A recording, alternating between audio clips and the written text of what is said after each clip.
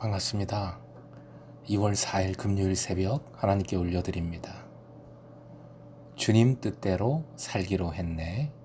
함께 찬양 부르십니다.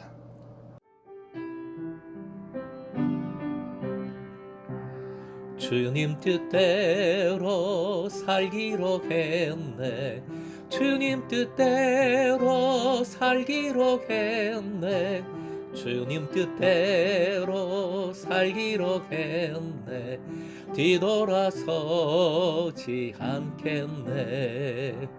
이 세상 사람 날 몰라줘도, 이 세상 사람 날 몰라줘도, 이 세상 사람 날 몰라줘도 뒤돌아서지 않겠네. 세상 등 지고 십자가 보내, 세상 등 지고 십자가 보내, 세상 등 지고 십자가 보내 뒤돌아서지 않겠네. 오늘 말씀은 출애굽기 5장 20절에서 23절까지입니다. 함께 본문을 읽겠습니다. 그들이 바로를 떠나 나올 때에 모세와 아론이 길에 서 있는 것을 보고 그들에게 이르되 너희가 우리를 바로의 눈과 그의 신하의 눈에 미운 것이 되게 하고 그들의 손에 칼을 주어 우리를 죽이게 하는도다. 여호와는 너희를 살피시고 판단하시기를 원하노라. 모세가 여호와께 돌아와서 아뢰되 주여 어찌하여 이 백성이 학대를 당하게 하셨나이까? 어찌하여 나를 보내셨나이까? 내가 바로에게 들어가서 주의 이름으로 말한 후로부터 그가 이 백성을 더 학대하며 주께서도 주의 백성을 구원하지 아니하시나이다. 오늘의 기도 제목, 주님만 해결하심을 믿고 뒤돌아서지 않게 하소서. 주님만 해결하심을 믿고 뒤돌아서지 않게 하소서. 20절에 나오는 표현입니다. 길에 서 있는, 길에 서 있는. 많은 번역본들이 이것을 모세와 아론이 그들 즉 이스라엘 현장 감독관들을 만나기 위해 기다리고 서 있는 것으로 번역을 합니다. 모세와 아론은 감독관들의 탄원 결과가 어떤 효과를 가져올지에 대해 마음을 졸이며 그들을 기다리고 있었던 것으로 보입니다. 이 모습이 모세의 딜레마를 잘 보여줍니다. 이스라엘 백성들 스스로가 세운 리더가 아니지요. 하나님께서 보내셨지만 한마디로 어느 날 갑자기 등장을 한 리더입니다.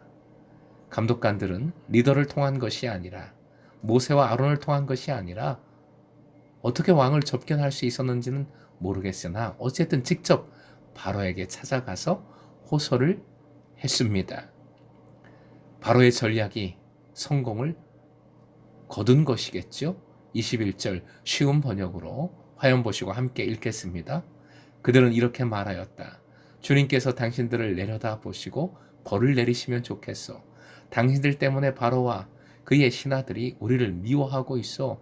당신들은 그들의 손에 우리를 죽일 수 있는 칼을 쥐어준 셈이요. 목전의 고통만을 두려워한 나머지 이스라엘 감독관들은 바로의 미움거리가 된 모든 원인을 모세와 아론에게 전가시키고 있습니다. 책임을 전가하며 원망하고 있는 것이죠. 당신들에게 하나님께서 벌을 내리시면 좋겠다 합니다. 참 얼마나 혹독한 말입니까? 하나님의 일을 전하고 행하는 이들에게 하나님께서 벌을 내리시라는 모순된 모습을 보이고 있는 겁니다. 이스라엘 백성과 지도자 간에 불화를 조성하려는 바로의 책략이 이렇게 성공을 거두고 있는 것이지요. 22절에 나오는 표현입니다. 모세가 여호와께 돌아와서 전에도 묵상했던 단어입니다. 슈브 동사이지요. 전에 4장 18절 이하에 계속 나왔던 슈브 동사인데 그때는 순종을 향한 직진으로 그 뜻을 상고했습니다. 여기서는 다시 주님 앞으로, 다시 주님 앞으로입니다. 이스라엘 감독관들은 바로 왕에게 나아가 호소했다가 거절을 당하고 그리고 모세를 원망하고 있습니다. 모세는 그들로부터 하나님께로 돌아와 그의 원망을 표출하고 있습니다. 모세는 이스라엘 백성을 더욱 깊은 공경에 빠뜨렸다는 비난을 받았지요.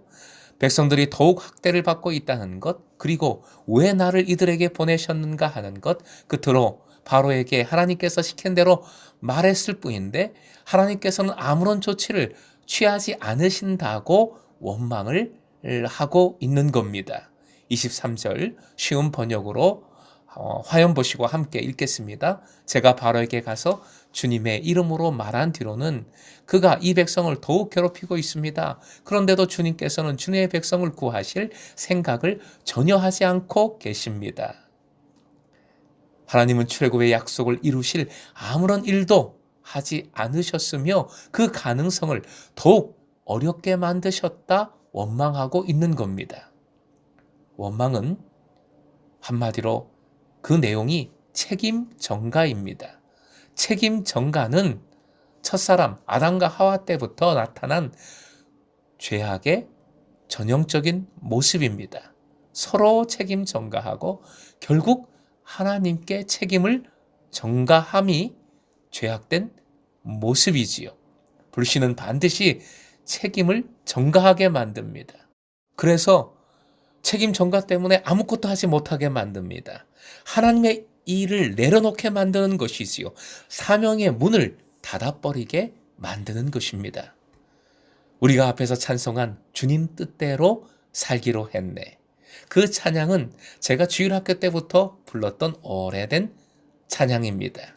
주일학교 때 전도사님이 율동을 하시면서 그 찬양의 마지막 각절의 마지막 가사 뒤돌아서지 않겠네 할 때 천천히 뒤를 돌아보는 척 하다가 않겠네의 부분에서 재빠르게 힘차게 다시 앞을 보는 동작을 너무 재미있게 표현해서 그 부분을 찬양할 때마다 웃었던 기억이 납니다. 그런데 거기에는 지금 생각해 보면 재미뿐만 아니라 큰 영적인 의미가 있다는 생각을 하게 됩니다. 믿음은 그대로 유지되지 않습니다. 믿음이 앞으로 똑바로 길을 가는 것이라면 우리의 믿음은 종종 뒤를 돌아봅니다. 뒤로 돌아갑니다. 딴 데로 가기도 합니다. 바로 그것이 죄악된 모습이지요. 책임 전가의 모습입니다. 문제가 생겼을 때 무엇보다 문제가 오늘 본문처럼 빨리 해결되지 않을 때, 더 악화될 때 우리의 모습이 그러합니다. 뒤돌아섭니다. 딴 데로 갑니다. 시편 94편 22절 같이 읽겠습니다. 여호와는 나의 요새시요 나의 하나님은 내가 피할 반석이시라. 오직 주님만이 해결하십니다. 오직 주님께로 피하는 것만이 믿음입니다. 계속해서 주님께로 피하고 주님께로 돌아서고 주님을 붙들고 주님과 동행하는 것 믿음입니다. 바울 사도는 그래서 이렇게 선포했지요. 고린도전서 10장 13절이요. 함께 읽습니다. 사람이 감당할 시험 밖에는 너희가 당한 것이 없나니 오직 하나님은 미쁘사 너희가 감당하지 못할 시험 당함을 허락하지 아니하시고 시험 당할 즈음에 또한 피할 길을 내사 너희로 능히 감당하게 하시느니라. 아멘. 피할 길은 무슨 요행이 아니라 결국 주님을 향한 길인 겁니다.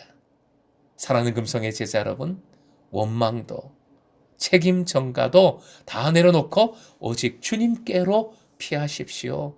오늘도 믿음의 길을 똑바로 걸어가는 그 길에서 뒤돌아서지 않는 자 되어 주님의 역사하심을 그 길에서 목도하시길 만나시길 주님의 이름으로 축원드립니다.